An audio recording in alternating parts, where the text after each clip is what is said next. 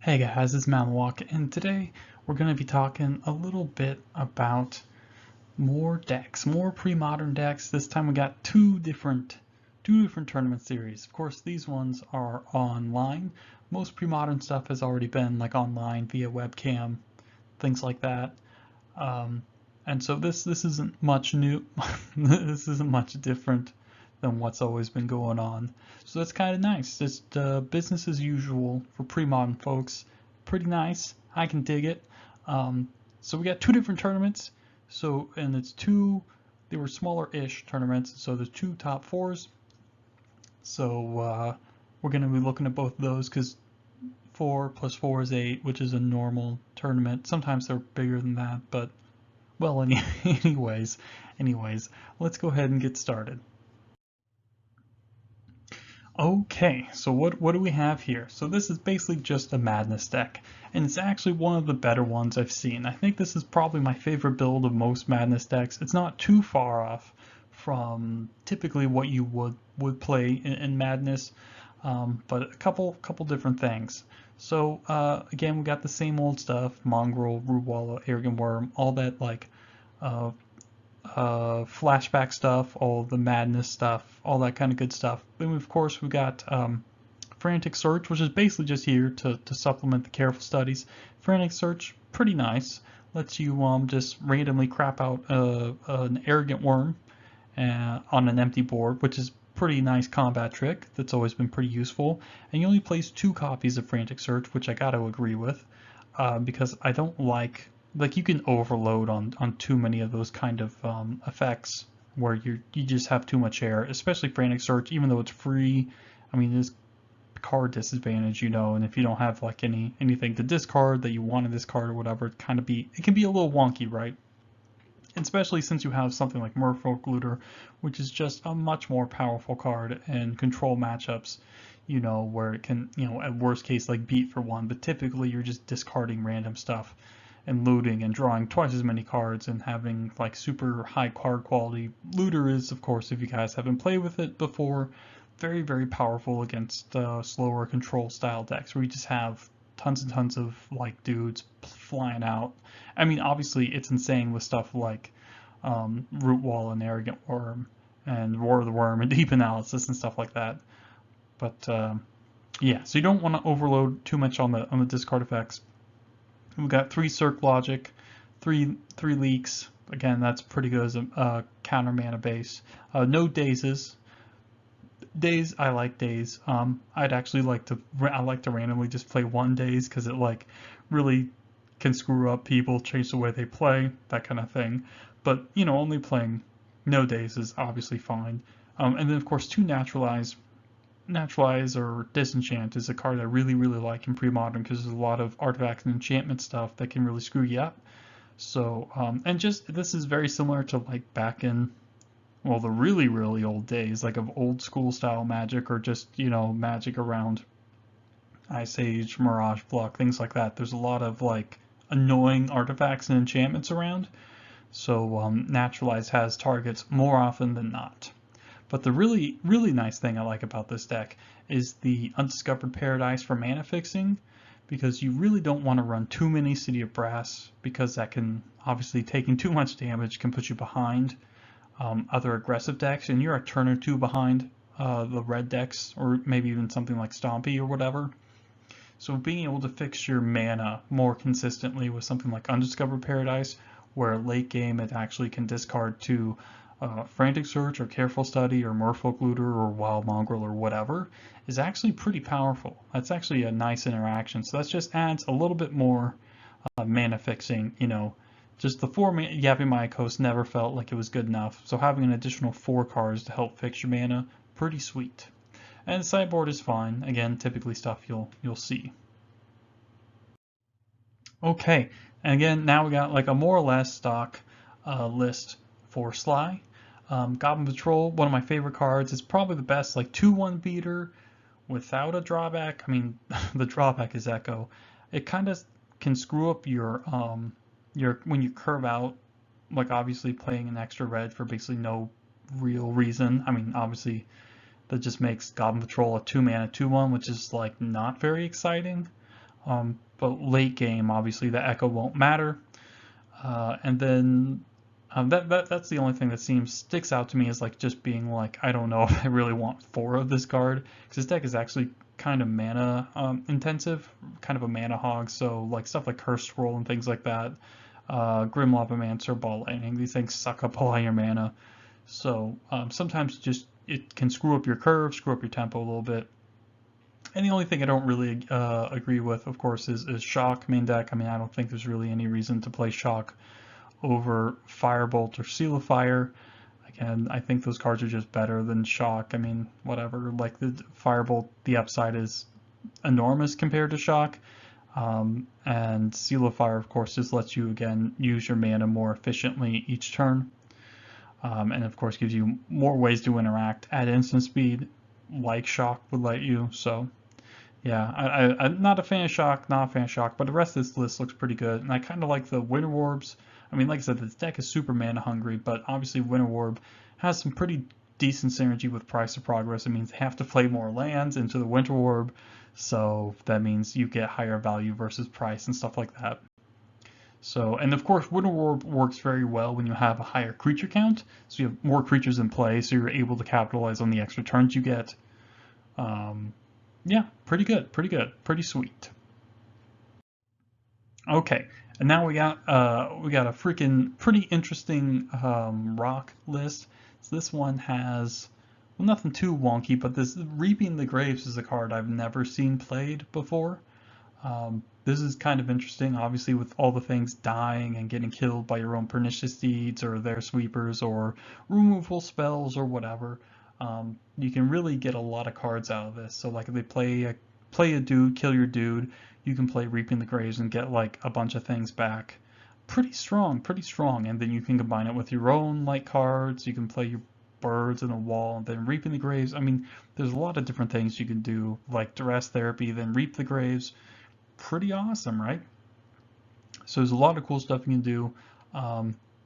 And it does make the main deck Phyrexian Tower pretty interesting too, because that means like you can get a little bit more value with sacking stuff to make more mana, that kind of thing. And then Tower can help you fuel like your pernicious deeds. You can deed for more, and then play an extra thing after deed or something. So that's kind of interesting. But yeah, nothing too wonky here. We got some cards to Living Wish for, all that good stuff. And of course, my favorite main deck, Krosan Tusker with Recurring Nightmare. Obviously, greatest combo of all time. Can't even lie. Too good. Okay, and now this is kind of another more recent thing. I can't remember if I've gone over this style of Oath deck before. This one is probably my favorite. It's basically Cogna Oath. So this is the style of Oath of Druids deck after Gaia's Blessing rotated out of the format. And so you didn't have, you couldn't just like play a sort of very slow control game. So they kind of opted to be more of like a pseudo combo deck. So obviously you just jam a Cognivore into play with a Dragon's Breath in your graveyard, and then you can like one-shot someone. Well, I guess you wouldn't. It's more like two-shotting someone because you only run 25 instants, and you still have 2 hits, and so you'd have to hit like a Cognivore and like 10 plus instants and plus the Dragon's Breath. I don't know the odds of that, but it's very unlikely to be able to one-shot someone, but you will be able to two-shot them probably on average pretty well, I think. Also, another nice card is Latnam's Legacy. I probably should have put that up on the screen, but it lets you shuffle a card in to your library from your hand and then draw 2 at the beginning of the next upkeep. That's a pretty interesting card. Of course, AK is pretty good when you're dumping a billion cards in your graveyard, that kind of stuff. This is pretty interesting deck. I think I've seen a version or 2 of this before. A lot of the same stuff you'd expect in the sideboard. Of course, Morphling is a nice card to board in when you want to play against other control decks with like a bunch of removal. Morphling protects itself pretty well, obviously. So, yep. Nothing too weird here, but I think I do like the Cogna Oath sort of Dragon's Breath builds. Yeah, I like it a lot. It's pretty sweet. Okay, so now we're on to this next other tournament, And in the 4th place position, we have Rebels. And this is, again, more or less a stock list of Rebels. I think the Mistress Factories aren't stock, but they're good because, A, this is a deck that really only cares about just having a bunch of mana. It doesn't really matter if it's colorless, so having extra colorless mana sinks in Mistress Factory is good. I mean, obviously, Mistress Factory is kind of low-key, maybe not low-key, one of the better lands in the format.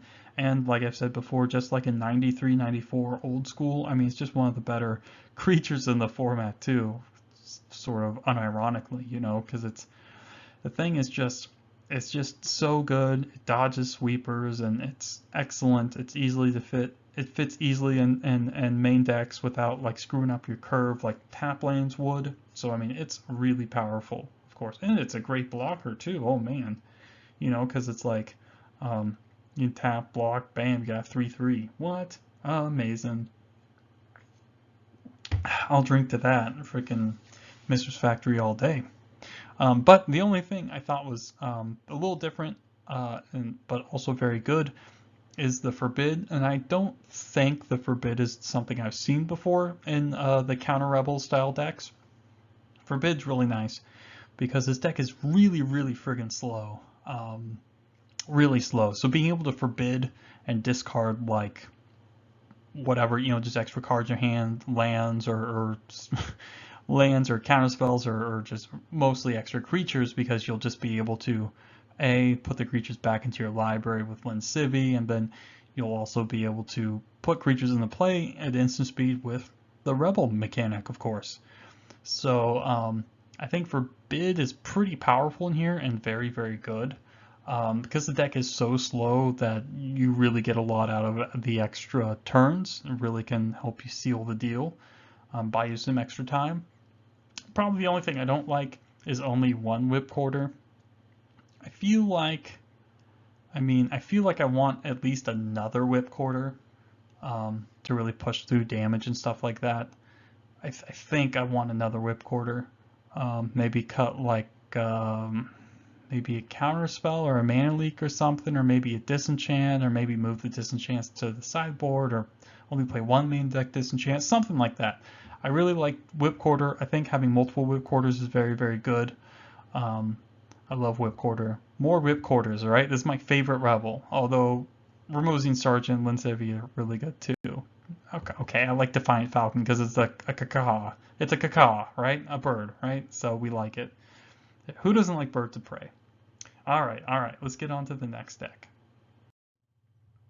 Okay, and now we have more or less a stock list of Dead Guy. The only thing different is the Armageddon. Sometimes they may or may not play on Earth, but the Armageddon's pretty nice, pretty interesting. Again, just jamming an Armageddon when you have, you know, creatures on board and they don't, is pretty good. You know, even if you can't pump your Shade or whatever, like obviously getting for 2 with that and a Withered Wretch or something is fine, right? Because Armageddon will typically like screw them over. They won't be able to, you know, crawl their way back. Very powerful card. And also on Earth, again, another really good card. And even, of course, when it's dead, you can just cycle the dang thing. Pretty sweet. Everything else is pretty normal. The Skeletal Scrying, I think I may have or may not have seen before. But a lot of these black decks play it because it's just a great instant speed source of card drawing. And then the board, again, looks great. Another great looking sideboard with Phyrexian Negators, of course, come in for the creature light or creature less matchups. Haunting Echoes against all sorts of stupid grindy decks, Cop Red against red decks, Infest against creature decks, Planar Void against all sorts of nasty decks that play, you know, mean graveyard stuff, Reanimator, things like that. I think I still would prefer typically Tormod's Crypt. I think Crypt is just a better card, even though it's only like a one-shot thing. It's almost always just better to not screw up your curve, especially for a deck like this. But anyways, looks pretty good. Everything looks pretty good. All right, now we got an interesting Bant control deck. This one's pretty sweet, pretty cool. Yeah, the only thing I don't really like is, well, the Mystic Enforcer, just because like okay, it's a 4-mana 6/6 flyer, again, pretty good, but I feel like just the life gain from Exalted Angel is just better. Um, and of course, I guess you have like the random like weakness to graveyard hate of Mystic Enforcer, but you typically aren't going to be sideboarding it in against this deck, you know. Um, Mystic Enforcer, yeah, I mean, like I said, most of the black decks play, you know, like sacrifice effects, Innocent Blood, or Diabolic Edict, Chainer's Edict. Then you have like things like Mutilate or Nevenral's Disc, which just ignore all that stuff. I mean, stuff that could even hit it possibly, like Smother doesn't because it's 4 mana regardless. You know, so like, oh, they have creatures. Well, yeah, a lot of times they're playing shadow creatures. So the pro black isn't that great. So it's like a 4 mana 3/3, which is not really very exciting. I mean, honestly, I'd rather run uh, more more Exalted Angels, like 1 or 2 more Angels or something like that. Or the other thing, I think I'd probably rather cut the Mystic Enforcers and run like an Intuition or 2 again to get AKs. AKs by themselves are just like but you know with you know Intuition obviously turbocharges them, makes them really great. Um, and I'm not a huge fan of Mirror's Guile. Like I don't understand why people like Mirror's Guile. Like you can play Sylvan Library, just play Sylvan Library. And of course, this guy is. I'd cut the Enforcers and the Mirror's Guile for 1 or 2 more Angels, 1 or 2 more Intuitions, or something like that. Um, and the Guy's Blessings, of course, are pretty good for just like if you're just playing super, super long games against like other control decks. Blessing will let you basically not deck out, things like that. We got some interesting stuff. We got a Living Wish board. Um, and it might be better to play another Living Wish too. It's got like an Arcanist, a Mystic Snake, Meddling Mage. No one think. Yeah, I guess those are all. That's it. That's it for the Mystic or the Living Wish target. So that's fine, I guess. But yeah, so that's that's kind of interesting. Little mini board Living Wish stuff. Nothing else too weird. Powder Keg. The mana base looks pretty good. Looks like they put quite a bit of thought into it. Of course, we got Thawing Glaciers to fix your mana. Better than Windswept East, I think. Because of course, it can get you islands, plains, or forests. Pretty nice. A lot of good stuff going on here. A lot of stuff I really like. So this is sweet. This is a good deck. A lot of interesting stuff. And of course, the card I like the most is Travis Charm. Again, look at this flexibility. You can nuke an enchantment, exile an attacking creature, or draw in the discard so you can loot once. So that's kind of nice, you know? Pretty freaking sweet. Alright, and last but not least, we got a Terrageddon deck. Again, of course, this deck too, like almost every one of these decks this week, has a whole bunch of new tech, and this deck doesn't disappoint. We got sideboard Pyroclasm, because if you're playing main deck Undiscovered Paradise as well as Mox Diamond, you can play like a small splash pretty easily, and of course, we got Pyroclasm, and that'll help you bridge the gap between like first couple turns of the game before you can play like a Werebear or Nimble Mongoose or Terravor and then Armageddon and go from there. So yeah, this is again more or less a fairly typical Terrageddon deck. Good sideboard. I like the Pyroclasm tech. Pretty sweet defense grid against counter magic decks. And of course, main deck Orm's Chant helps against that too. And of course, Orm's Chant is great against combo decks. You can really flub them up. Abolish, again, great against tons of different decks, also combo decks. Good stuff. Yeah. Oh, and of course the Enforcer here is fine because it's just a big flying, beater. So, I mean, if you're looking for like another big flying evasive beater, uh, Enforcer will do the job. So, the only thing of note, no cycling lands in here. Maybe a little wonky. I think I like a couple pair of those. I mean, because it just helps you curve out, play your expensive spells, and then nuke stuff. And then if you draw them late, you can cycle them away. So being able to get mana to play all your I guess Terravor, if you want to Terravor and Armageddon in the same turn to not really expose it to removal, obviously you need more mana. But apparently it worked out fine for this guy. So anyways, yeah, that's pretty much it, guys. So some interesting decks, some interesting stuff. Lots of good things this week. So that's it for today, guys. So thanks for stopping by and have a nice day.